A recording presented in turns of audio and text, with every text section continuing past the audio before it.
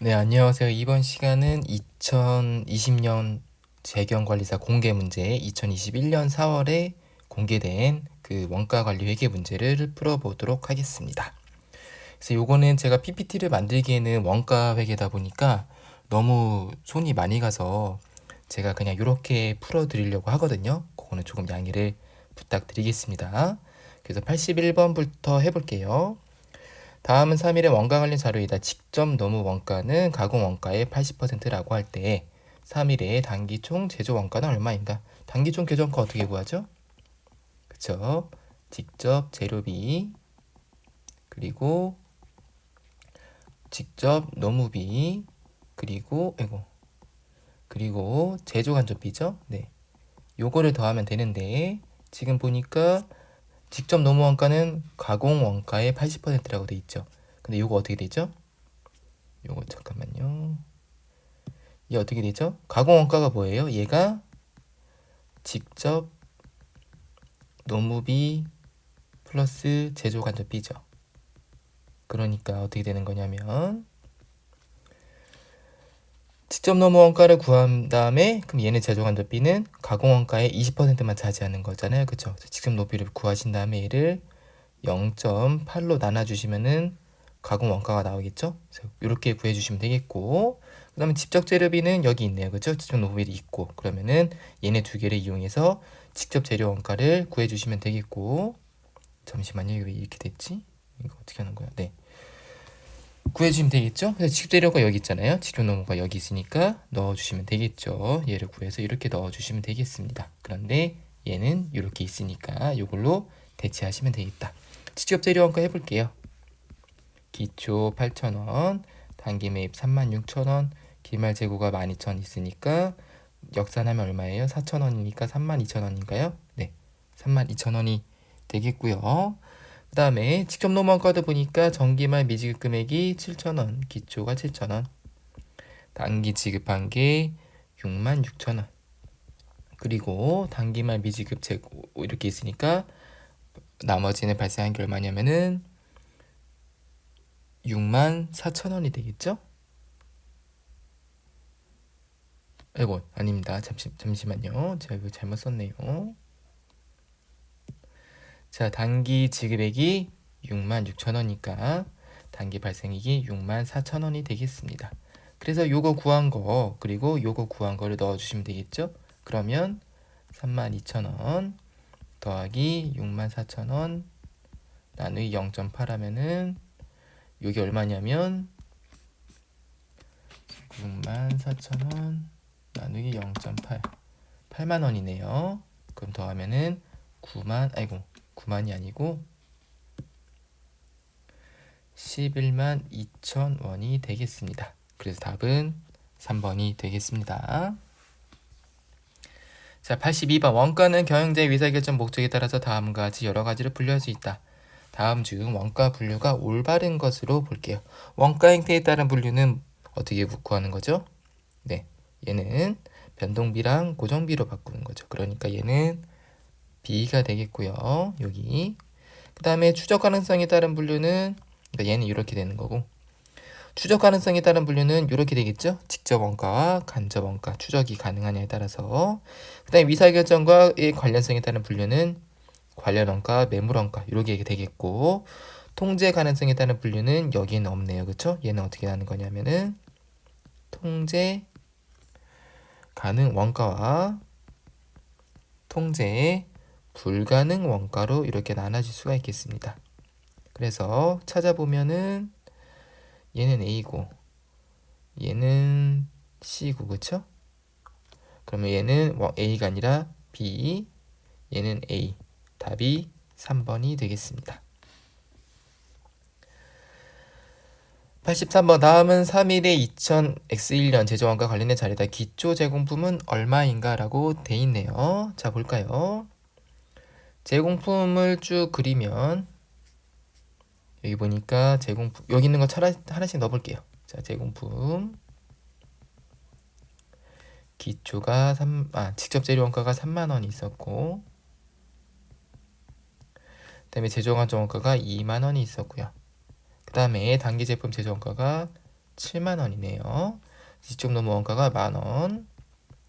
기말 제품이 5,000원이 있고요. 그 다음에 기말 제품이 4,000원 이렇게 있네요. 자, 그러면은 우리가 구할 거는 기초 제공품 요거죠? 얘를 구하면은 얘는 75,000원. 그럼 얘도 75,000원 되면 되겠죠? 근데 얘 보니까 6만 원이네요. 그럼 얘는 15,000원이 되는 거를 알 수가 있겠습니다. 답은 4번이 되겠습니다. 자, 84번 다음 중 보조 부분의 원가 배부 방법에 관한 설명으로 가장 올바르지 않은 것은 이네요. 자, 1번 직접 배부법은 두두두두 이렇게 봤더니 완전히 무시한다. 맞죠? 2번 단계 배분법은 보조 부분 원가의 배분 순서를 정하여 그 순서에 따라 단계적으로 보조 부분 원가를 배부하는 방법이다. 맞습니다. 자, 3번 지적 배분법의 경우 각 제조 부분이 사용한 용역의 상대적인 비율에 따라 각 보조 부분 원가가 다른 보조 부분에 배분된다. 여기 보면 상대적인 비율이라는 게 있죠? 요거는 누구 거예요? 단계 배분법 거죠. 그죠? 단계 배분법 거. 그 답이 3번이 되겠고요. 4번 단계 배분법의 경우에도 보조 부분 간의 용역 순수 관계를 일부 인식하며 보조 부분 간의 배분 순위 결정이 부적절한 경우 원가가 왜곡될 수가 있습니다. 그래서 얘는 순서를 정하는 게 중요합니다. 4번에 당하시면 안 되겠습니다. 자, 85번 갑니다. 다음 중 개별 원가 계산의 장점에 대한 설명을 가장 올바르지 않은 것은 이네요. 1번 종합 원가 계산에 비해서 상대적으로 보다 정확한 원가 계산이 가능하다. 맞고요. 2번 종합 원가 계산에 비해서 제조 가조 원가의 배분 문제가 없고 기장 절차가 간단하므로 시간과 비용이 절약된다. 자, 종합 원가 계산과 개별 원가 계산에서는 시간과 비용이 절약되는 것은 종합 원가 계산이에요. 그러니까 종합 원가 계산에 비하여 시간과 비용이 절약되는 게 아니죠. 기장 절차도 간단하지 않을 수가 있어요. 이건 뭐 그때그때 달라질 수 있는데 일반적으로는 개별 원가 계산이 기장 절차가 더 복잡하고요. 제조 과정 원가에 배분 문제가 없다라는 거는 약간 애매하긴 한데 일단은 올바르지 않은 거는 2번이 되겠습니다. 자, 다음에 86번 주 3일은 일반형 자전거와 고급형 자전거 두 가지를 생산하고 있다. 12월 한 달 동안 생산한 두 제품의 작업 원가표는 아래와 같다라고 돼 있네요. 자, 그래서 딱 보니까 이거는 무슨 원가 계산이냐면 활동 기준 원가가 활동 기준 원가가 아니네요. 죄송합니다. 그냥 원가 계산이네. 죄송해요. 제가 순간 요거 네모칸 보고 헷갈렸어요. 자, 동기간 동안 발생한 회사의 총 제조 가전 원가는 100만 원이고 제조 가전 원가는 직접 노동 시간을 기준으로 배부한다. 직접 노무 원가 노동 시간 여기 있네요. 그렇죠? 얘를 기준으로 배부하고요. 3일은 실제 발생한 제조 가전 원가를 실제 조업대에 의해서 배부하는 원가 계산 방식을 채택하고 있다. 12월 한 달 동안 생산한 일반형 자전거의 제조 원가는 얼마인가라고 되어 있습니다. 그래서 둘 다 구해 볼게요. 자, 일반형이 있고 고급형이 있습니다. 자, 제조 원가니까 기본적으로 직접 재료비, 그쵸? 그리고 직접 노무비, 그리고 제조 간접 원가가 이렇게 있겠죠. 제가 편의상 얘는 이제 기니까 이렇게 쓸게요.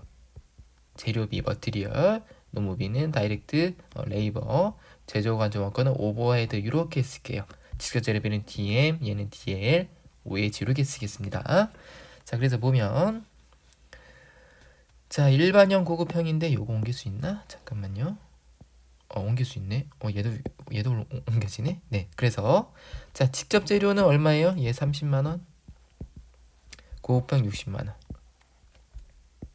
자, 그 다음에 직접 노동 시간인데 자, 직접 노무비는 보면은 얘가 1000시간인데 100원이래요. 그쵸? 그럼 곱하면 되겠죠? 1000 곱하기 100 하면은 10만원.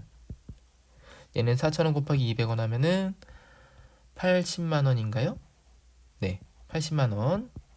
자, 그 다음에 오버헤드는 어떻게 배부해요? 100만원이 나왔는데 노동시간 기준으로 배부한대요. 그럼 어떻게 배부하는 거냐면 100만원 곱하기 노동시간이니까 총 5000시간이네. 그쵸?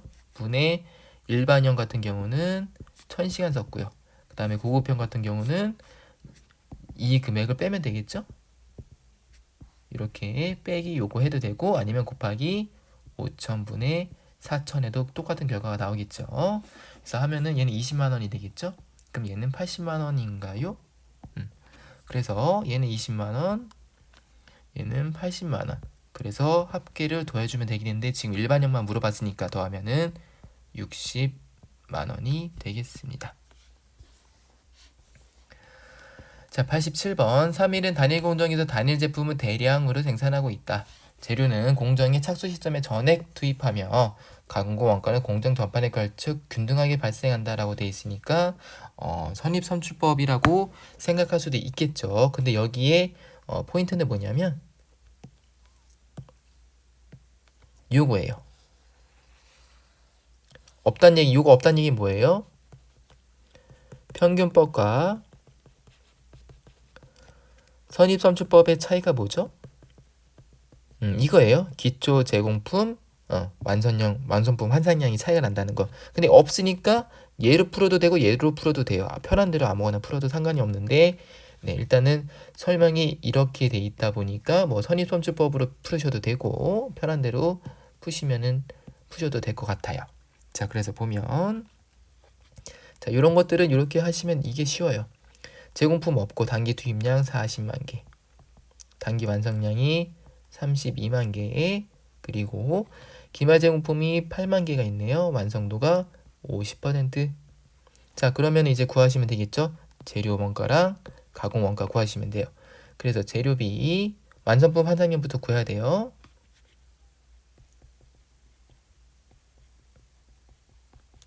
뭐 재료 원가라고 쓰셔도 되고. 그래서 첫 번째로 할 일은 수량을 이렇게 요거 수량을 구하시고 그 다음에 두 번째로는 재료비와 가공 원가의 완성품 환산량 수량을 구하셔야 돼요. 그래서 32만 개니까 그대로 오시면 되겠고 기초가 없으니까요. 그쵸? 그 다음에 재료비는 8만 개, 가공비는 곱하셔야 되죠. 4만 개, 그러면은 40만 개, 얘는 36만 개. 자, 근데 단기 투입된 원가가 얼마냐면은 직접 재료 원가는 400만 원이고 가공 원가는 180이죠. 그러면 단위당 얼마가 되는 거냐면 단위당 원가는 400이 40이니까 얘는 10원이 되겠고요.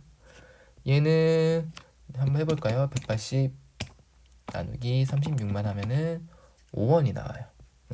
단위당 원가 구했죠? 근데 문제 여기까지만 있네요. 그쵸? 단위당 원가 얼마인지 물어봤으니까.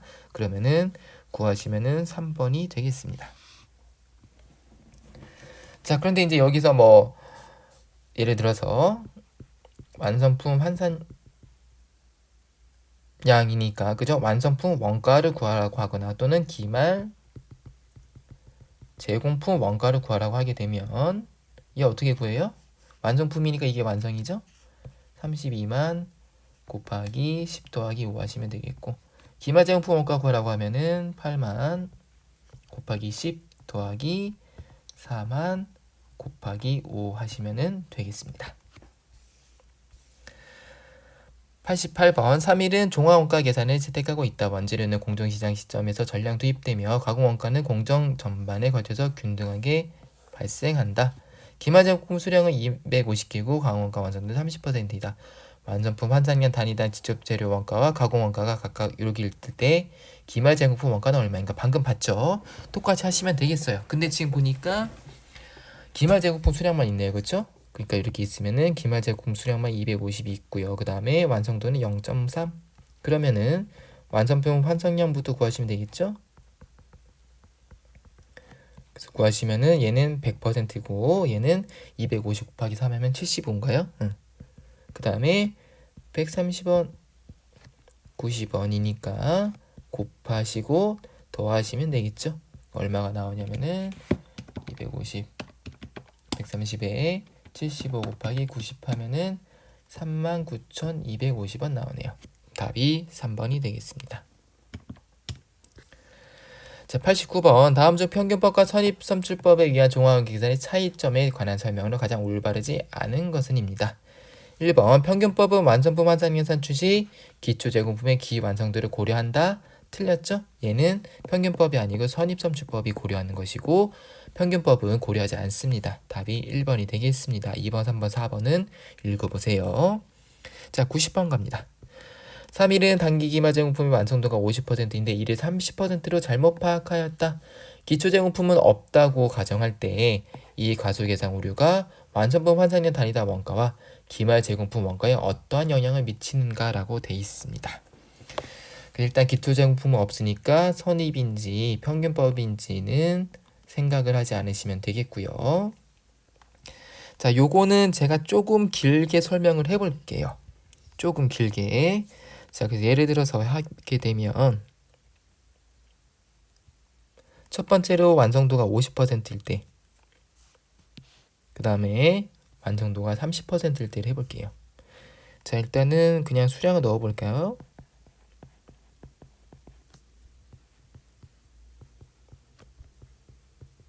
자, 이렇게 돼 있고, 그럼 재료비는 제가 이렇게 앞자만 쓸게요. 900이고 얘는 100이고 얘는 50이죠. 자, 그 다음에 얘도 900이고 얘는 100에 30이에요. 자, 그런데 똑같이 100만 원이 발생했다고 해볼게요. 일단 수량은 1000개고 950개, 그 다음에 얘는 1000개 930개죠. 자, 그러면 보세요. 얘는 950이고 얘는 930이죠. 그럼 똑같은 비용이 발생했어요. 예를 들어서 950 곱하기 930 하면 88만 3,500원이거든요. 그러면 얘는 골뱅이가 930이 되는 거고 얘는 골뱅이가 950이 되겠죠. 자, 무슨 얘기냐면 완성품 환산량 단위다 원가는 요거죠.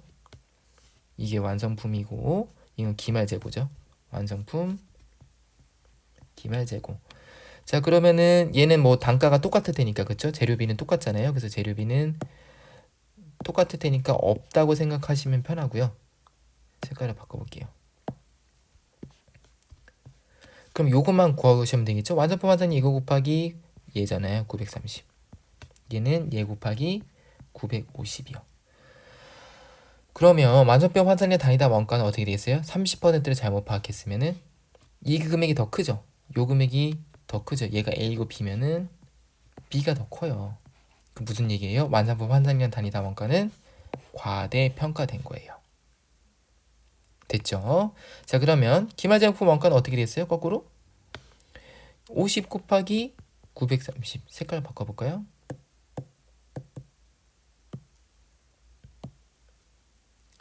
(930이고) 얘를 뭐 C라고 하고, 그럼 얘는 30 곱하기 950이죠? 얘를 D라고 하면은 C가 더 커요? D가 더 커요? C가 더 크죠? 그 무슨 얘기냐면은 30%를 잘못 봤다는 얘기는 이 50%일 때의 재고 금액이 더 크다는 얘기니까, 그러면은 얘는 과소평가가 된 거예요. 그래서 답이 2번이 되겠습니다. 자, 다음 91번. 다음은 표준원가 계산 제도의 도입과 관련된 논의이다. 논의의 내용 중 옳은 것을 고르면입니다. 자, 그래서 보면 표준원가를 설정할 때 경영의 실대 활동에서 열심히 노력하면 달성할 수 있는 현실적 표준을 설정해야 합니다. 라고 돼 있어요. 그쵸? 표준원가를 설정할 때는 경영의 실대 활동에서 열심히 노력하면 달성할 수 있는 현실적인 표준을 설정을 해야겠죠. 현실적 표준을 설정하면 표준원가 계산 제도를 도입하는 위기가 없습니다가 아니라 이거 하려고 하는 거예요. 나는 틀렸고요. 표준원가와 실제 발생 원가의 차이를 평가 및 보상과 연계하는 경우에 종업원은 자신에게 불리한 예외 사항을 숨기려고 할 유인이 있습니다. 그렇죠. 이건 맞아요. 따라서 표준원가 계산 제도의 정보는 예산 수립 등의 계획에만 사용하고 통제 도구로는 사용하지 않는 것이 바람직합니다라고 돼 있는데, 이러한 숨기려고 하는 유인이 있기 때문에 표준원가 계산을 사용해서 통제 도구로 사용을 해야겠죠? 그래서 답이 얘도 틀렸으니까 1번이 되겠습니다. 92번. 실제 원가 계산을 사용하던 주3일은 새롭게 표준원가 계산 제도의 도입을 검토하고 있다. 이에 따라서 원가관리부서의 실무담당자들은 아래같이 주장하고 있는데요. 올바르지 않은 것을 골라보라. 강부장. 표준원가를 도입하면 차이 분석을 실시하는데 맞고요. 차이 분석 결과는 단기에만 유용하며 차기의 표준이나 예산 설정에 피드백되어 유용한 정보를 제공하지 않는 점을 고려해야 되는 게 아니라 단기에만 유용할 뿐만 아니라 차기에도 당연히 유용하겠죠? 왜냐면 단기의 실적을 가지고 내가 그 미래의 실적을 예상할 수 있으니까요. 답이 얘가 틀렸네요. 답이 1번이 되겠습니다. 요거는 맞는 설명이니까 읽어보시면 되겠습니다. 자, 93번 보겠습니다. 3일은 변동 제조 가점 원가의 배분 기준으로 직접 노동 시간을 사용하고 있다. 직접 노무 원가와 가격 차이가 5만 원 유리, 직접 노무 원가와 능률 차이가 3만 원 분리, 직접 재료 원가와 능률 차이가 만원 유리하게 발생했다고 했을 때 다음 중 가장 옳은 것은 이네요. 그래서 볼게요. 자, 일단은 표준 원가 계산을 어떻게 하는 거냐면 우리가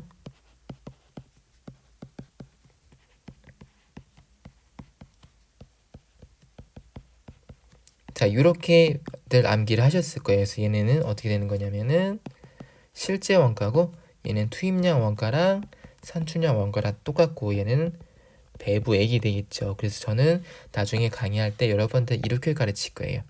실투 3배 이렇게 외우시고 이렇게 가시는 거예요.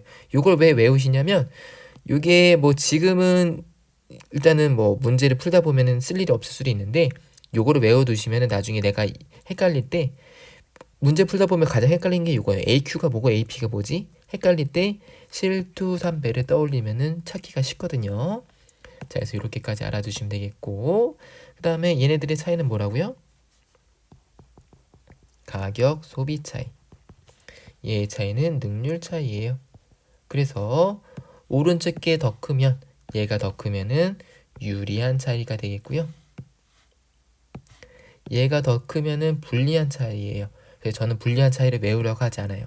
유리한 차이만 외우시면 나머지는 자동으로 분리가 되니까 이렇게 외우시면 됩니다. 자, 그래서 일단 볼까요? 직접 노무 원가 그리고 직접 잠시만요. 직접 노무 원가 하니까 직접 노무 원가랑 직접 재료 원가 그리고 변동 제조 가점 원가까지 이틀을 쓸 수가 있어요. 변동 제조 가점 원가는 변동이 이렇게 우리 제조 가점 원가 이렇게 쓴다 그랬죠? 그래서 제가 이렇게 써볼게요. 이렇게 그래서 변동 제조 가점 원가까지 이렇게 쓸 수가 있어요. 자, 보니까 아무 정보도 없고 요거만 있죠? 가격 차이가 5만 원 유리래요. 그러면은 가격 차이가 5만 원 유리 하니까 얘가 더 크겠죠. 그 다음에 능률 차이가 3만 원 분리. 그 다음에 재료원가 능률 차이가 10,000원 유리예요. 자, 이렇게 하고 보니까 1번 직접 재료 원가 가격 차이가 불리한 게 아니라 유리하게 나타나죠? 이거 뭐야? 보기가 이상하네? 이거 뭐 여기는 유리하다고 해놓고 왜 불리하다고 나왔지? 자, 잠깐만 이상하네 곱기네. 자, 2번 변동 재정 원가 원가 능률 차이가 불리하게 나타난다로 돼 있죠? 자, 보면은 요게 조금 문제가 솔직히 조금 좋은 문제는 아니에요. 좋은 문제는 아닌데. 자, 일단 보시면은 제조 관점 원가는 어떻게 구하냐면은 아까 했죠? 그 다음에 OH를 이렇게 더해요. 그래서 지금 보시면 변동 제조 관점 원가가 이 제조 관점 원가가 변동이 있고 고정이 있는데 이걸 얘기하는 건지 이 전체를 얘기하는 건지 조금 애매하긴 해요. 자, 그래서 뭐 답이 일단 2번으로 나오긴 했는데 저는 이 문제는 별로 좋은 문제 같진 않아요. 조금 표현의 소지가 있다.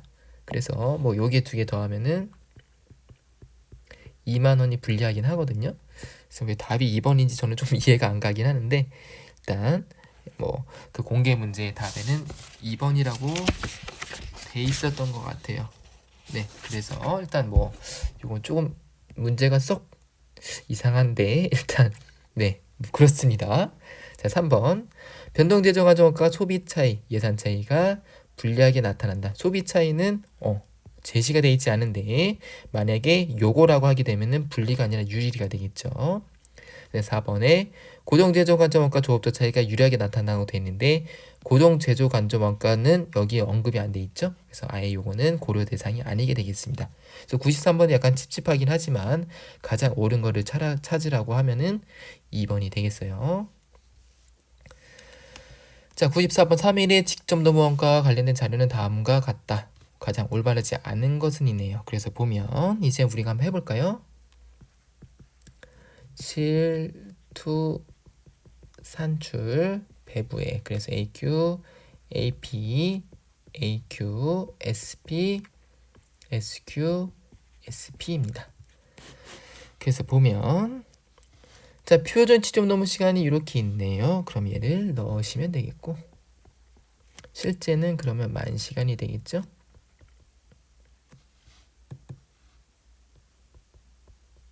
그 다음에 가격 차이가 요거예요. 얘가 20,000원이 유리하다라고 돼 있고 실제 원가가 150,000원 돼 있네요. 자, 그러면 어떻게 구하냐면 보세요. 150,000원이니까 구할 수 있죠? 얼마냐면은 15가 되겠어요. 그쵸?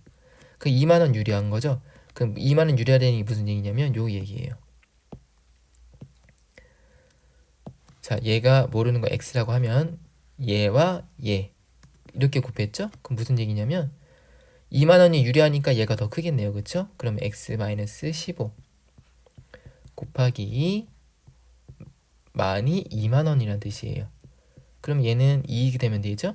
그러니까 x는 17이에요. 그래서 얘를 17. 그럼 얘도 곱하기 17 하시면 되겠죠? 그럼 얘 얼마냐면은 170,000원. 그럼 얘는 얼마예요? 187,000원이네요. 그러면 얘는 어떻게 되는 거냐면은 능률 차이가 17,000원 유리가 되겠습니다. 자, 이렇게 하셔도 되고요. 똑같은데 자, 이렇게 하셔도 돼요. 여기까지 했죠. 그 다음에 얘가 150,000원이죠.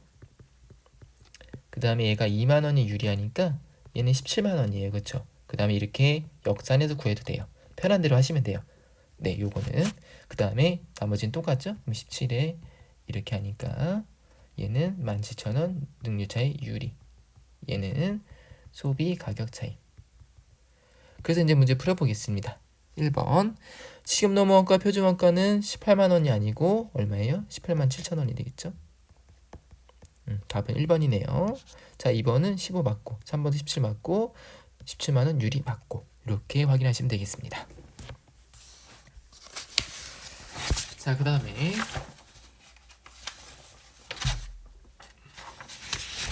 95번 3일의 직접 재료원가에 대한 자료는 다음과 같다. 3일의 직접 재료원가 키로당 실제 가격은 얼마인가 라고 돼 있어요. 그래서 요거는 제가 체크를 해드릴게요. 그때 아마 제가 별 3개를 표시했었죠. 얘도 별 3개. 뭐 내용 자체는 어려운 건 아닌데 아마 제가 별표로 하는 이유는 이게 아마 출제 확률이 낮을 수가 있어서 넣은 거예요. 자, 그래서 실제 가격 차이인데 이거는 90점의 가격 차이라고 얘기해요. 그래서 내용 자체는 어렵진 않은데 어떻게 하는 거냐면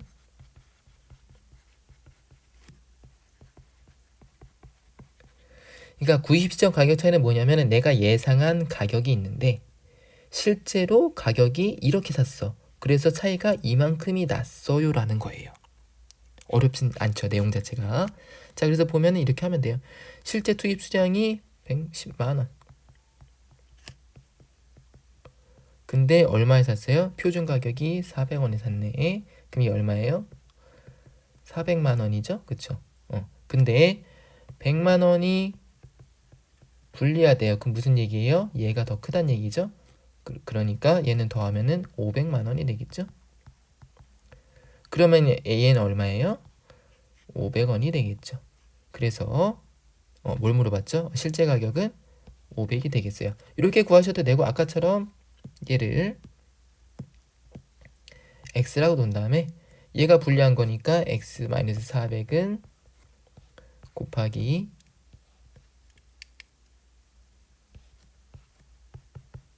만, 얘는 100만원.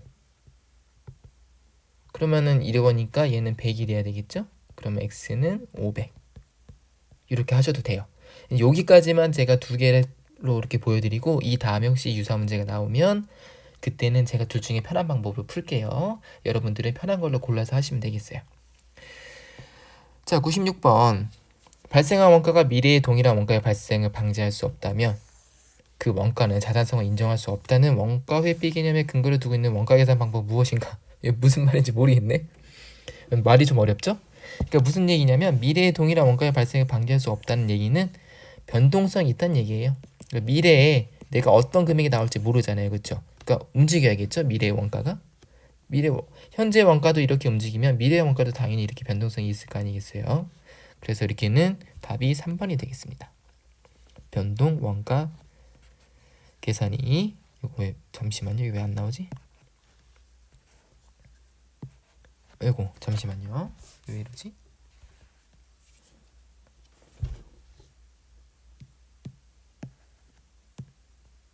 네, 그래서 3번 변동 원가 계산이 되겠습니다. 요거는 뭐 그냥 넘어가도 될 문제일 것 같아요. 자, 97번. 다음 중 변동 원가 계산, 전부 원가 계산 및 초변동 원가 계산의 설명으로 가장 올바르지 않은 것은. 그래서 요거는 기본서에 아마 개념 설명이 있을 거니까 보시면 될 것 같고, 간단하게 설명드리면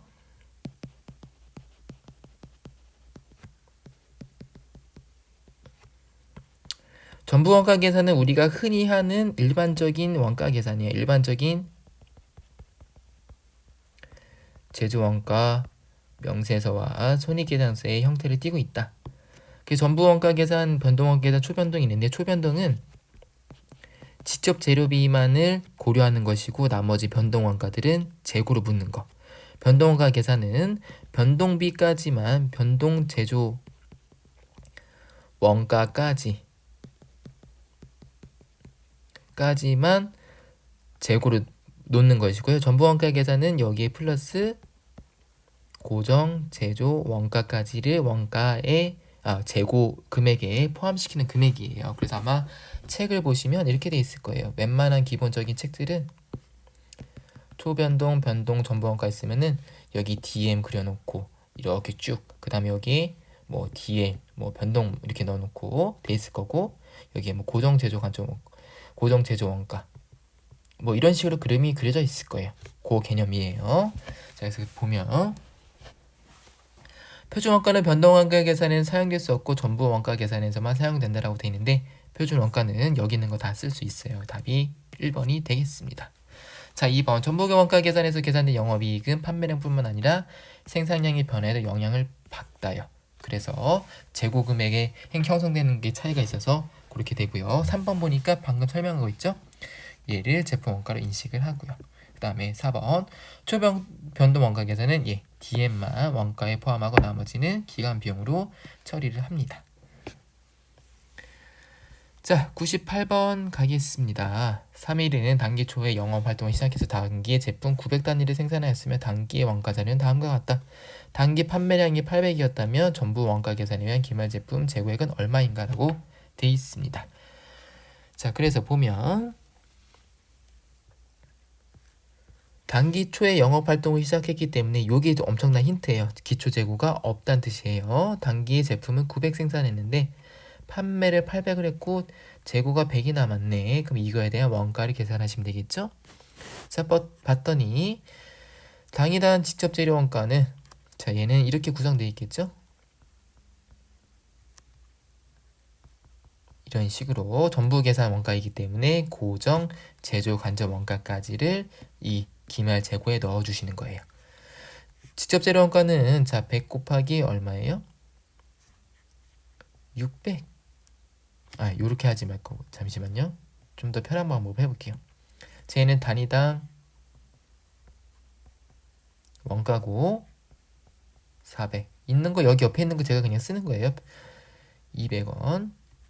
그 다음에 고정도 200. 얘는 자 18만 원이죠. 얘는 어떻게 구하는 거냐면 얘를 보게 되면은 18만 원을 투입했어요. 근데 몇 개 생산했어요? 900개 생산했죠? 그러면 얼마예요? 단위당 200원이에요. 그래서 얘도 단위당 200원이 되는 거예요. 근데 다 100개죠? 그럼 얘를 다 더한 다음에 곱하기 100 하시면 되겠죠? 그럼 얼마냐면 1400이네요. 1400 곱하기 100이니까 14만 원 나오네요. 그렇죠? 네, 그래서 답은 3번이 되겠습니다.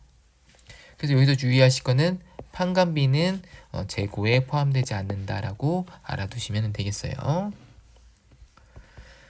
자, 99번 변동원가 계산에 의한 공원이익 손익계산서 작성을 위한 자료가 아래와 같을 경우에 변동원가 계산에 위한 영업이익은 얼마인가 라고 돼 있습니다. 자, 변동원가 계산이 영업이익이니까 어떻게 하면 되겠죠? 자, 변동비까지만 잡아주시고 나머지 고정재정원가는 얘는 비용 처리 하시면 되겠어요. 자, 그래서 어떻게 하는 거냐면 판매 가격이 3,500원인데 자, 재정원가 좀 변동비가 얼마냐면은 2,300, 300, 그쵸? 그래서 공원이익 뭐예요? 매출액 마이너스 변동비를 공원이익이라고 해요. 그래서 지금 요거는 공원이익을 구해주는 과정이에요. 곱하기 몇 개 팔았어요? 4,500. 이게 뭐다? 공원이익. 그럼 여기서 뭘 빼요? 고정비를 빼면 영업이익이 되는 거예요. 이게 변동원가 계산이에요. 그래서 빼면 고정비 얼마예요? 이거 두 개 더한 거 200 더하기 50 하시면 되겠죠? 그럼 얼마가 되면은 3,500 빼기 2,300 빼기 3,000 곱하기 4,500 빼기 250만원 하니까 155만원 나오네요. 그래서 답이 1번이 되겠습니다. 자, 100번. 2001년 X1년 3월에 영업이 시작한 서울에서는 선입선출법에 의해서 원가 계산기를 채택하고 있대요. 판매와 생산에 관련된 대안은 다음과 같다. 그래서 4월 중에 전부 원가 계산에 의한 영업이익이 변동 원가 계산에 의한 영업이익보다 20만원이 작다고 할 때 3월 고정 제조 과정 원가는 얼마인가라고 되어 있네요. 자, 좀 복잡할 수 있는데 일단은 물량 흐름부터 한번 볼게요. 3월에 영업을 시작했으니까 3월의 기초는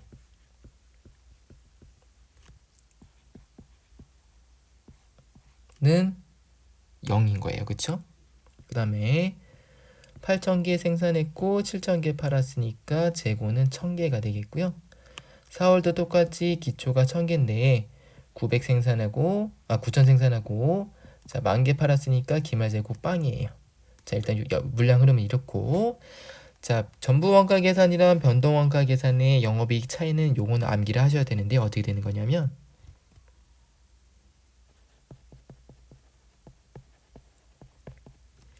기초 다시 쓸게요. 좀 길게 쓸까?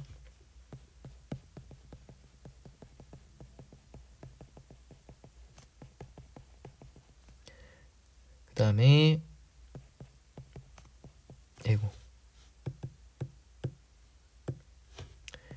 기말을 더해 주시면 전부 원가 계산의 영업이익이 나와요. 그래서 지금 보시면 4월 중에서 전부 원가 계산에 의한 영업이익이 변동 원가 계산의 영업이익보다 20만원이 작다는 얘기는 얘를 X라고 두면은 얘는 이렇게 됐다는 얘기예요. 4월에. 근데 보니까 4월에 기말재고 빵이죠? 수량이? 그러니까 얘는 0원이에요. 그러면 기초제공품이 얼마예요? 20만원이란 얘기예요. 이해 가셨나요? 왜냐하면은 이렇게 되는 거니까 여기가 마이너스니까 얘는 20만원이 돼야겠죠? 그럼 무슨 얘기냐면은 요거 4월의 기초 여기 1,000이 20만원이란 얘기예요. 그럼 무슨 얘기예요?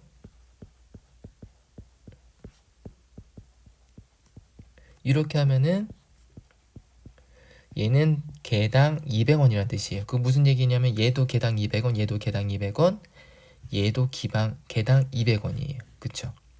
이해 가셨어요?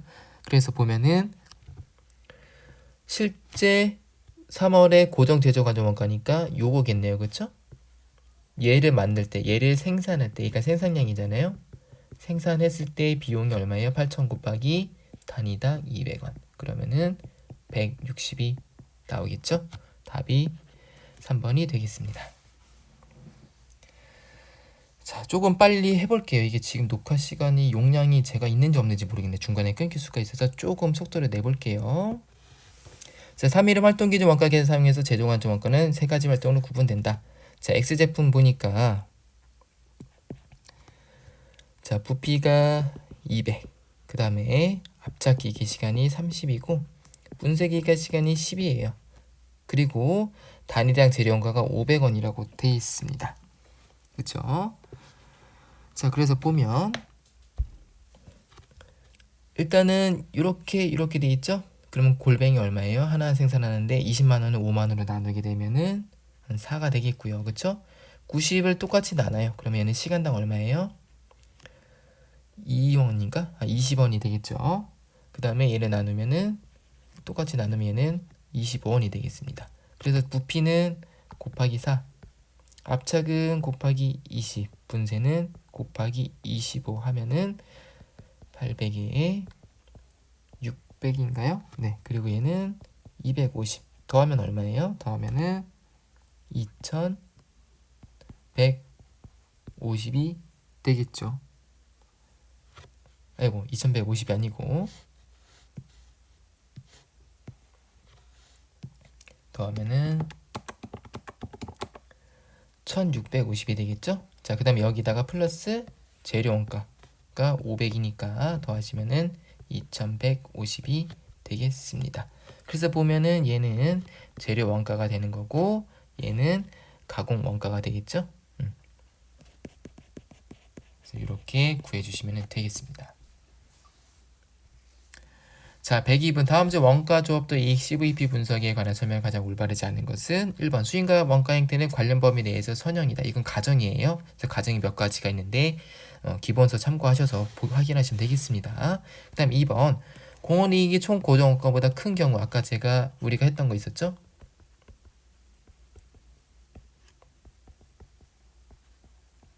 얘가 영업이익이에요. 그쵸? 근데 공원이익이 총 고정원가보다 크면은 당연히 영업이익이 플러스가 되죠. 손실이 발생하는 게 아니라 이익이 발생하는 거예요. 그래서 답이 2번이 되겠습니다. 자, 103번 다음 자리를 이용해서 공원이익을 계산하면 얼마인가? 공원이익은 그쵸? 매출액 마이너스 변동비예요. 그러면 하면 되겠죠? 판매 수량 몇 개요? 2,000개. 매출액 구하면은 2,000개인데 판매 가격이 3,500원이고 자, 변동비는 어떻게 돼요? 2,000개 만들었는데 2,000개랑 2,000원이랑 300원이 되겠죠? 자, 이렇게 빼시면 되겠어요. 이렇게 해도 되고 얘를 좀 더 간단하게 하면은 3,500에서 2,000원 빼고 그 다음에 300 이렇게 빼신 다음에 얘를 2,000을 곱해도 되겠죠? 그럼 얼마냐면은 2,300이니까 1,200 곱하기 2,000 하면은 240만 원 나오겠네요. 답은 그러면은 3번이 되겠습니다. 자, 104번 다음 자리를 이용해서 손익분기점 판매량을 계산하면 얼마인가? 손익분기점 판매량이니까 영업이익이 0이 되는 지점이에요. 그래서 보면 영업이익이 0이 된다는 얘기는 요거죠?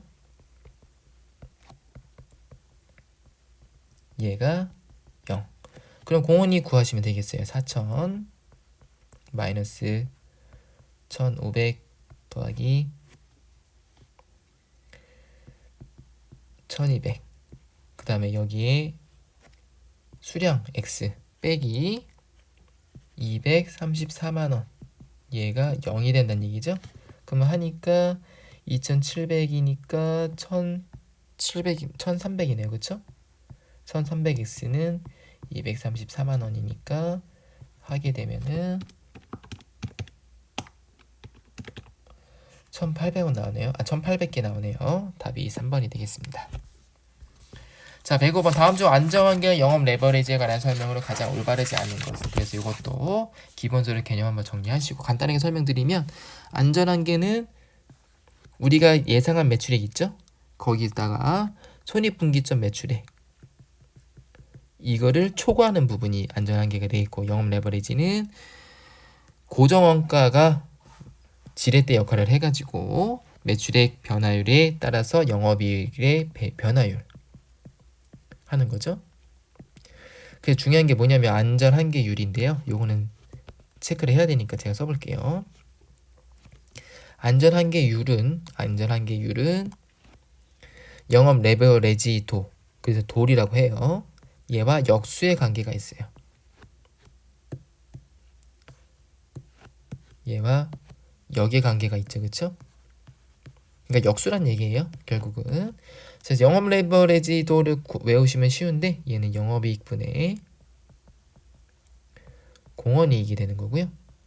얘는 거꾸로 공헌이익분의 영업이익이 되는 거예요. 자, 그래서 보면 1번 안전환기는 손실을 발생시키지 않으면서 허용할 수 있는 매출액의 최대 감소액을 의미한다. 그렇죠. 그래서 요거 기업의 안정성을 측정하는 지표로 많이 사용된다. 맞고요. 2번 안전한계가 높을수록 기업의 안전성이 높다고 말할 수가 있고요. 낮을수록 기업의 안전성에 문제가 있다고 말할 수 있어요. 그래서 영업 레버리지도는 거꾸로 얘가 높을수록 안 좋은 거예요. 역수니까요. 자, 3번 영업 레버리지는 영업 레버리지도를 이용하여 측정할 수 있으며 영업 레버리지도는 공헌이익을 영업이익으로 나눠 계산한다. 맞고요. 4번 영업 레버리지는 변동 원가로 인한 매출액의 변화액보다 영업이익의 변화액이 더 커지는 현상을 말하는 게 아닌 게 되겠습니다. 자, 106번 다음 중 판매부의 성과평가에 대한 설명을 가장 올바르지 않은 것은인데요. 볼게요. 1번 판매부의 성과평가는 이익중심점보다 수익중심점으로 운영하는 것이 바람직하다. 맞습니다. 얘는 수익중심점이 좀 더 바람직하고요. 2번 판매부의 성과평가는 예산 매출액과 실제 매출액의 비교를 통해서 이루어진다. 당연하겠죠. 3번 매출 총 차이는 매출 가격 차이와 매출 조합도 차이로 구분이 된다. 맞고요. 4번 매출 조합도 차이는 매출 배합 차이와 매출 수량 차이로 구분이 된다. 맞아요. 답이 뭐지? 답이 없는데 잠시만요.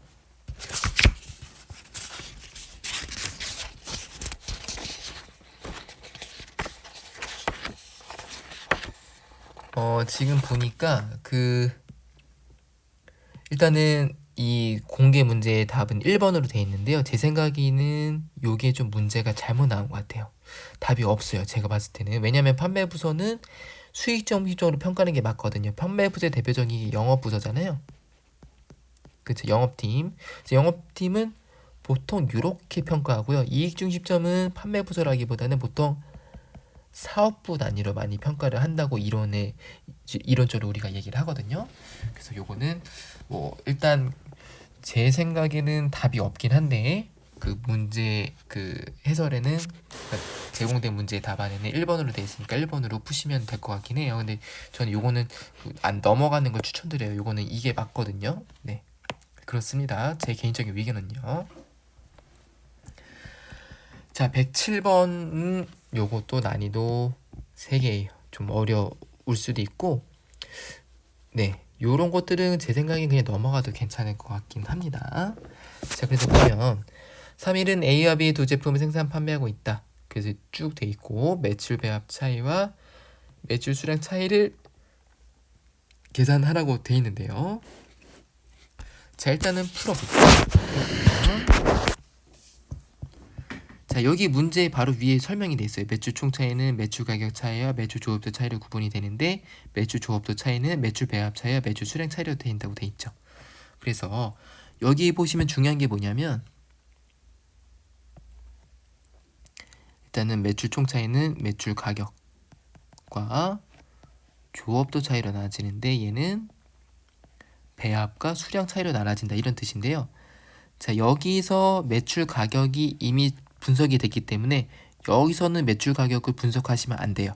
그럼 매출 가격을 분석을 하면 안 되는데 기준점이 되는 매출 가격이 필요하잖아요. 기준점이 되는 매출 가격이 뭐냐면 예산이에요. 그래서 문제도 보면은 예산에 위한 금액이 주어져 있죠. 이걸 기준으로 하는 거예요. 자, 그래서 하게 되면 자, 얘는 이 밑에다 해볼까요? 자, 변동. 이게 실제가 되겠고요. 그 다음에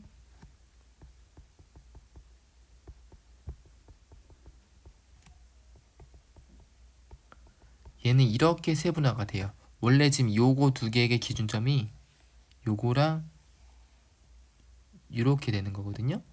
근데 중간에 하나가 추가돼서 얘를 이렇게 나눠주는 거예요. 그래서 얘를 매출 배합 차이, 그리고 얘는 매출 수량 차이라고 되어 있고요. 자, 얘는 아까는 우리가 다 비용 분석이었는데 얘는 매출 분석이잖아요. 그래서 얘는 자, 오른쪽이 크면 유리한 게 아니라 왼쪽이 크면 유리해요. 요거를 유의하셔야 돼요. 왼쪽이 크면 유리하다. 그래서 이제 문제를 풀어볼게요. 자, 일단은 고정예산 보니까 자, A와 B가 있네요. 자, A는 예산이 800이죠. 그리고 20이었고 그 다음 B는 1200 곱하기 얼마예요? 4원이에요. 얘 구하면 얼마냐면은 4800에 16,000원인가? 그쵸? 그러면은 2800원이네요. 자, 여기 곱하기 20 곱하기 4 똑같은데, 자, 변동인데 얘는 어떻게 하는 거냐면 이렇게 하는 거예요. 자, 실제 판매한 게 2,500개죠? 그럼 여기다가 비율을 곱해야 되는데 이 비율은 예산 비율을 곱해요. 그래서 예산 비율을 어떻게 구하냐면 예산이 A가 800이고 B가 1200개였죠? 그럼 얘 몇 %예요? 40%, 얘는 60%죠. 그럼 여기다가 0.4, 0.6, 뭐 40%, 60% 곱하셔도 되고, 그래서 이렇게 계산을 하셔야 돼요. 그래서 해보면 20에 하게 되면은 26,000원이 나와요. 자, 그 다음에 실제는 어떻게 하는 거냐면은 그대로 하면 돼요. 실제니까 500 그리고 2,000 그리고 중요한 게 뭐다? 얘는 예산 그대로 쓴다. 왜 그러냐면은 가격 차이는 여기서 분석을 했으니까요. 그래서 하게 되면 더하면은 1,000원에 10,000원에 8,000원이 되겠네요. 그쵸?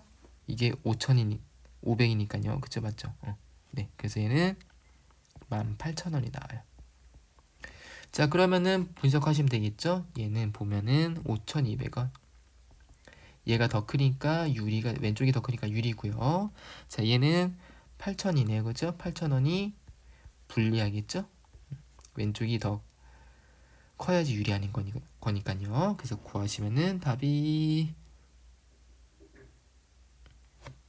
분리의 유리 1번이 되겠습니다. 자, 108번 다음 자료를 이용해서 3일의 시장 점유율인데 요것도 조금 어려워요. 요것도 별 제가 3개를 체크를 해드릴게요. 자, 그래서 보면 얘는 어떻게 하는 거냐면 항상 실제와 예산은 이렇게 끝과 끝을 써주고요. 얘는 실제 곱하기 예산이에요. 자, 그래서 해보면 자, 실제 시장 규모가 10만 개. 그 다음에 똑같이 얘를 써주시는 거예요. 근데 일단은 얘는 일단은 뭐 없다고 생각을 해보고요. 뭐 굳이 문제 풀이가 필요하지 않으니까 일단 요까지만 써보고, 자, 그 다음에 예산이 10만 개였는데 시장 점유율이 35%네요. 그 다음에 곱하기 100을 하면 되겠죠? 그럼 35,000원에 100이니까 350만 원이 나오고, 자, 실제 곱하기 예산은 어떻게 하는 거냐면은 똑같이 실제 규모를 써주시는데 여기다 뭘 곱해야 되겠어요? 실제니까 요거 실제 시장 점유율인 40%. 그 다음에 예산을 100 쓰시면은 얘는 400이 나오겠네요. 그럼 똑같이 50만 원인데 매출이니까 어떻게 되냐면은 유리한 건데요. 얘는 어떻게 분석하냐면 이렇게 분석해요. 그럼 얘는 시장 규모 차이, 얘는 시장 점유율 차이라고 불러요. 그래서 시장 점유율 차이가 50만 원이 유리한 게 되겠습니다. 만약에 얘까지 구하게 되면은 얘는 실제 시장 규모가 있고요. 그쵸? 실제 시장 점유율이 있는 게 아니라 실제 뭐 다른 변수가 있어야지 구할 수가 있을 거예요. 그래서 일단 이렇게 정리를 하시면 되겠습니다.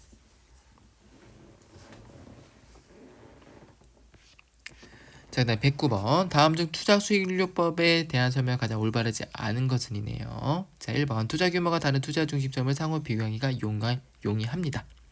자, 2번 사업부의 이익뿐만 아니라 투자액도 함께 고려하는 게 맞고요. 그 다음에 3번 매출액 이익률과 자산 회전율을 구분하여 분석이 가능합니다. 그래서 투자 수익률법의 어떻게 구하는 거냐면 이렇게 두 개 곱해주는 거예요. 그래서 이렇게 해서 분석이 가능하고요. 4번 회사가 전체의 최저 필수 수익률을 상회하는 투자만이 개별 투자 중심점의 투자 수익률보다 낮기 때문에 투자가 포기되는 준최적화 현상이 발생하지 않는다고 되어 있는데 여기에 답이 4번이 되겠죠.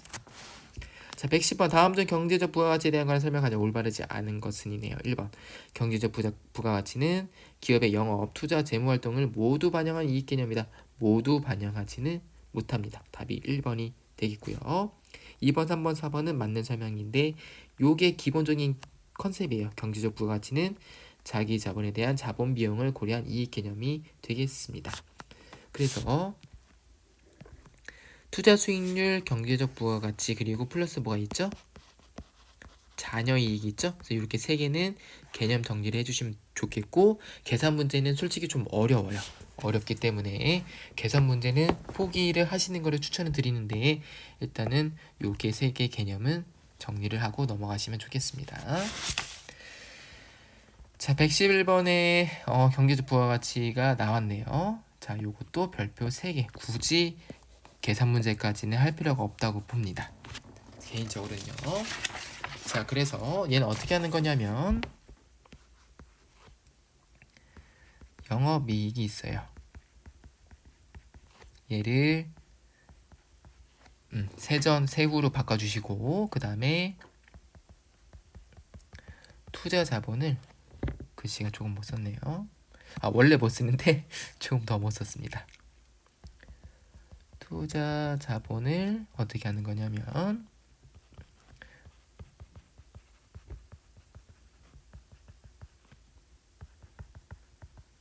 자, 이렇게 구해주는 건데요. 자, 여기에서 어려운 게 있어요. 뭐가 있냐면 요거를 구하는 게 어려워요. 얘를 어떻게 구하냐면 자, 얘를 재무상태표라고 하면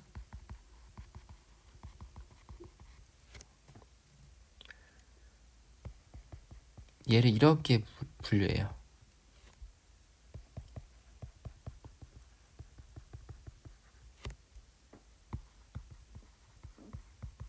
얘도 유동자산이니까 똑같이 이렇게. 근데 얘의 기준은 우리가 얘기하는 그런 유동부채 이런 게 아니고 얘는 이자 비용을 발생시키는 게 아니고 얘는 이자를 발생시키는 거예요. 그 다음에 나머지를 우리가 자기 자본이라고 하죠. 그냥 자본이라고 불러도 되고요. 그래서 투자 자본은 어떤 걸 얘기하는 거냐면 여기에서 이걸 투자 자본이라고 해요. 자, 그래서 문제 있는 걸 구해보면 자, 여기 있죠? 합치면 되겠어요. 제가 합쳐볼게요. 2만원이고 자, 유동부채는 8,000원인데 얘를 어떻게 구분할 수 있어요? 얘를 지금 보니까 이렇게 돼 있어요. 그러니까 8,000원 중에서 6,000원이랑 2,000원. 단기 차입금은 이자 발생시키죠? 그래서 얘를 6,000원이랑 2,000원 나눠주셔야 되고 나머지는 12,000원이 되겠죠? 자본이. 그럼 투자 자본은 이렇게 해요. 그래서 얼마냐면 투자 자본은 문제에서 주어진 거 가지고 하면 18,000원이 되고요. 가전평균 자본 비용 10%. 그 다음에 영업이익 얼마예요? 여기 있죠? 곱하기 1 마이너스 30% 이렇게 하시면 돼요. 그럼 47이 2,800원이고 얘는 1,800원 되겠죠? 아니 잘못 썼네. 죄송해요. 1,800원이 아니라 왜 1,400원인데 14,000원이고 1,400원이죠? 그러면은 1,400원이 나오겠죠? 그럼 답이 1번이 되겠습니다. 그래서 요 개념이 좀 어렵기 때문에 제 생각에는 굳이 이거까지 맞추면서 할 필요는 없을 것 같긴 합니다. 자, 112번 매월 1000단위의 제품을 생산하는 3일에 단위당 판매가격이 700원이고 단위당 변동원가는 500원이고 고정원가는 30만원인데 용산으로부터 400단위의 특별주문을 받았다. 현재 유설비 능력은 부족한 상황인데 특별주문 수락할 경우에 주문 처리를 위해서 비용이 900원이 추가로 발생한다. 특별주문에 대한 의사결정함에 있어서 관련 항목으로만 구성된 것은 어느 것인가? 그래서 어떻게 구하냐면 이렇게 구해요.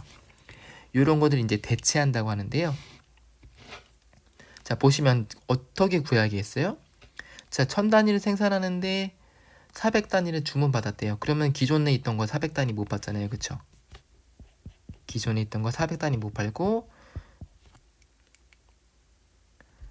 특별 주문했던 거를 400단위를 팔 수가 있겠죠? 그래서 어떻게 구하냐면 이렇게 구해요.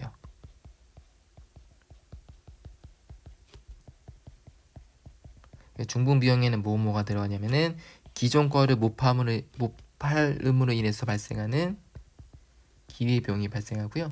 그 다음에 특별 주문 수량에 따른 추가적인 원가가 있겠죠. 그 다음에 요거 900원이 추가로 발생이 돼요. 주문 처리 비용. 이렇게 되겠고요. 중분 수익은 뭐가 되겠어요? 요거 특별 판매를 함으로써 생기는 수익이 되겠죠? 그럼 얘는 어떻게 되는 거냐면은 400단위 곱하기 판매 가격이 필요하겠죠. 그쵸? 특별 주문 가격이 지금 없지만 일단은 뭐 여기 필요하겠죠? 정확히 얘기하면은 여기 요거 특별 주문가. 그쵸? 그 다음에 단위당 변동원가 필요하겠죠. 당연히. 그쵸? 얘 구하려면 특별 주문 처리 비용은 요거가 되겠고요. 기존 판매액의 감소분의 공원 이익은 얘가 되겠죠. 그래서 답이 2번이 되겠습니다. 자, 113번 3일은 부품의 자가 제조 또는 외부 구입에 대한 의사결정을 하려고 합니다. 이때 고려해야 되는 비재무적 정보에 관심을 가장 올바르지 않은 것은 이네요. 자, 보겠습니다. 1번 부품을 자가 제조할 경우 부품 공급 어제의 위존도를 줄일 수 있는 장점이 있겠죠. 그쵸? 내가 생산하면은 당연히 위존도 줄겠고요. 자가 제조하면은 기존 외부 공급자의 유대관계를 상실할 수 있겠죠. 그쵸? 기존 외부 공급업자도 자기의 만들 수 있는 한계의 량이 있을 거예요. 이 중에서 내가 이렇게 계약을 하고 있었었는데 만약에 내가 자가 제조한다고 하면은 이만큼을 기존 외부 공급업자는 다른 사람한테 팔겠죠. 그쵸? 다른 사람 거를 만들겠죠. 그래서 유대관계를 상실할 수가 있겠습니다. 3번 부품을 자가 제조할 경우에 향후 급격한 주문의 증가로 회사의 생산율이 초과할 때 제품을 외부 구입하기 어려울 수 있겠죠? 그렇죠? 갑자기 증가했을 때 얘를 땡겨와야 되는데 못 땡겨오니까 이렇게 땡겨와야 되는데 못 땡겨올 수가 있겠고요. 부품을 자가 제조할 경우에 생산 관리를 외부에 위존해야 하므로 품질 관리가 매우 어렵다라고 돼 있는데 생산 관리를 외부에 위존하는 게 아니라 내부에 위존하는 거죠. 품질 관리가 어려운 게 아니라 쉬워지겠죠. 그렇죠? 쉽다. 이렇게 할 수 있겠습니다. 답이 4번이 되겠습니다. 자, 3일은 부품 A를 제카가 제조하고 있으며 이와 관련 연간 생산 및 원가자는 다음과 같다. 외부 업체로부터 부품 A를 250단위를 단위당 500원에 공급하겠다는 제안을 받았다. 외부 업체의 제안을 수용하면은 얼마나 유리 또는 불리한가라고 돼 있네요. 그렇죠? 그러면 외부 업체가 공급했을 때랑 자가 제조했을 때를 비교하시면 되겠어요. 외부는 250단위를 500원에 하니까 250단위를 500원 하면은 얼마죠? 500 곱하기 250 하면은 얘는 12만 5천 원이고요. 자가 생산할 때는 얼마가 되는 거예요?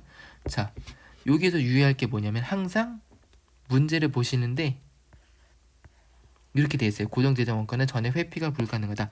그럼 얘는 무조건 발생한다는 뜻이에요. 외부 업체로 하든 자가 생산할 때는 무조건 발생을 한다. 그리고 보통 이런 게 없어도 변동 원가 개념으로 접근하시면 좋아요. 그래서 변동 원가가 되겠죠. 더하면 얼마냐면은 3만 원에 4만 3천 원이니까 7만 3천 원이네요. 그렇죠? 그럼 내부 했을 때는 자가 생산했을 때는 드는 비용이 7만 3천 원이에요. 그러면은 생산량이 250이니까 그렇죠? 그래서 차이가 얼마냐면은 5만 2천 원인데 자가 생산이 더 싸니까 유리한 차이가 발생하겠죠. 그럼 답은 3번이 되겠습니다. 자, 115번 다음 중 자본 예산을 편성하기 위한 현금 흐름을 추정할 때 주의할 예산은 가장 올바르지 않은 것은 이네요. 올바르지 않은 거. 자, 1번 명목 현금 흐름은 명목 할인율을 할인하는 게 맞고 실제 현금 흐름은 실제 할인율을 할인해야겠죠. 2번 세금을 납부하는 것은 현금의 유출 맞고요. 그래서 세금을 차감한 후에 현금 흐름을 기준으로 추정해야 되겠고요. 3번 감가상각비를 계산하면서 발생하는 세금의 절약분인 감가상각비의 감세 효과는 현금 흐름 파악할 때 반드시 고려해야겠죠. 그렇죠? 4번 이자 비용은 명백한 현금 유출은 이므로 현금 흐름의 추정에 반영해야 된다. 현금 흐름 유출은 맞는데 명백하지 않을 수도 있어요. 왜냐하면은 내가 뭐 이자가 발생했는데 매년 지급할 수도 있고 만기에 지급할 수도 있고 이런 경우가 있기 때문에 명백하니 틀렸어요. 답이 4번이 되겠습니다.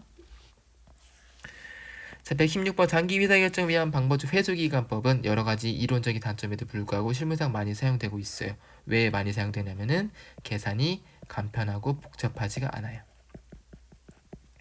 다음 중 회수기간법이 실무에서 많이 사용되는 이유로 가장 올바르지 않은 것은 1번 비현금 자료도 반영되는 포괄적 분석 기법이라고 되어 있는데 이 말뜻에서 느껴지지 않으세요? 회수 기간이니까 현금을 회수하는 거죠. 그러니까 비현금 자료는 반영되면 안 되겠습니다. 답이 1번이 되겠어요. 자, 117번 순현재가치법 NPV법에 관한 설명은 가장 올바르지 않은 것은입니다. 1번 투자기간 동안의 현금 흐름을 자본 비용으로 투자한다고 가정한다. 요건 좀 중요한 내용이에요. 반드시 알아두시면 좋겠고. 자, 2번 순현재 가치를 계산할 때 사용하는 할인율인 자본 비용의 산출이 간단하라고 되어 있는데 순현재 가치의 가장 큰 문제점이라고 해야 되나? 가 뭐냐면 이 자본 비용을 산출하기가 어려워서 실무적으로 쓰기가 어려워요. 물론 이제 자본 비용을 산출하긴 하는데 이게 진짜 자본 비용인지 아닌지는 아무도 증명할 수가 없는 것이겠죠. 그 답이 2번이 되겠습니다. 산출이 어려워요. 3번, 4번도 맞는 설명이니까 읽어보시면 되겠습니다. 118번 3일은 두 개의 사업부 A, B로 구성되어 있다. A 사업부는 단위당 변동비가 100원인 부품을 제조하고 있는데 이를 170원에 외부에 판매할 수도 있고 B 사업부에 대체할 수도 있다. 그러니까 A 사업부가 있고 B 사업부가 있는데 얘는 외부에다가 170원에 판매할 수도 있고 이렇게 할 수도 있다고 되어 있네요. 그렇죠? B 사업부가 이 부품을 외부에서 구입할 수 있는 가격은 180원. B 사업부가 외부에서 조달할 때는 180원이 드네요. 회사 전체의 이익 극대를 위한 B 사업의 위사 결정은 당연히 뭐가 되겠어요? 당연히 이거 사야겠죠. A에서 B를 이렇게 사야겠죠. 그러니까 A의 사업부의 부품을 조달해야겠죠. 얘는 180원이니까요. 보니까 1번 A 사업부에서 구입해야 된다. 맞고요. 답이 1번이 되겠죠. 2번 아니고 3번 외부에서 구입하는 경우에 외부에서 구입 차이가 없지 않죠. 4번 유생산 시설이 있으면 외부에서 구입한다라고 돼 있는데 요거는 판단할 수 있는 근거가 문제에 제시되어 있지 않습니다. 답이 1번이 되겠습니다. 자, 119번 다음 중 품질원가에 관한 설명이 가장 올바르지 않은 것은이에요. 품질원가는 자 우리가 크게 네 가지로 나눌 수 있어요. 예방원가, 평가, 그리고 내부 실패원가, 외부 실패원가라고 돼 있어서 자 얘는 실패원가가 되겠고요. 얘는 크게 얘기해서 뭐 예방원가라고 해야 되나? 그래서 얘네들은 당연히 상충이 되겠죠. 왜냐면은 예방과 평가를 적게 하게 되면은 당연히 내부 얘를 비용을 적게 투입하면은 당연히 이 비용이 올라가고 거꾸로 이 비용이 올라가면은 이 비용은 줄겠죠. 당연한 거예요. 자, 그래서 문제는 지금 이런 문제가 나왔는데 실제로 이렇게 표로 주어질 수 있어요. 그래서 예방원가에 해당하는 게 뭐뭐 금액이 이렇게 주어져서 다음 중 예방원가는 얼마인가라고 하면은 뭐 얘랑 얘가 예방원가다. 그래서 이런 식으로 문제가 나올 수도 있고 그래서 얘는 그 계산 문제로도 나올 수 있으니까 같이 정리해 주시면 좋겠습니다. 그래서 1번 품질원가란 불량품이 생산되지 않도록 하거나 불량품이 생산된 결과로 발생하는 모든 원가를 말하는 게 맞습니다. 2번 예방원가란 불량품의 생산을 예방하기 위한 원가로서 이런 원가 등이 있습니다. 3번 내부 실패 원가와 외부 실패 원가는 얘는 불량품이 생산된 결과로서 이거 두 개죠. 발생하는 원가이므로 실패 원가라고도 부릅니다. 4번 일반적으로 예방 원가, 평가 원가가 증가하면 실패 원가는 감소하게 되겠죠. 답이 4번이 되겠네요. 자, 120번 주 3일에 사장은 새로운 성과 측정 지표를 도입하고자 협의 중이다. 그래서 쭉 보니까 균형 성과표를 도입하려고 하네요. 그쵸? 그래서 균형 성과표는 크게 네 가지의 균형을 이루어지는 게 균형 성과표예요. 그래서 보니까 1번 재무적 관점의 고객 내부 프로세스 학습과 성장이라는 이렇게 비재무적인 관점을 네 가지를 고려해서 평가할 수 있는 효과적인 가치 중시 성과관리 기법이 맞아요. 2번 조직의 수익성을 최종적인 목표를 설정하는 게 아니라 말에서 느껴지죠? 네 가지의 균형을 목표로 하는 것이기 때문에 2번이 틀렸고요. 3번 기업이 추구하는 전략적 목표와 이런 등의 변수를 고려해서 측정 지표들을 개발하는 게 맞고요. 4번에 이런 것들을 이룰 수 있는 성과 지표가 맞습니다. 그래서 답이 2번이 되겠습니다. 자, 이렇게 해서 2021년 4월에 공개된 2020년 공개 문제 풀이를 마무리해 보도록 하겠습니다. 시청해주신 여러분들 감사합니다.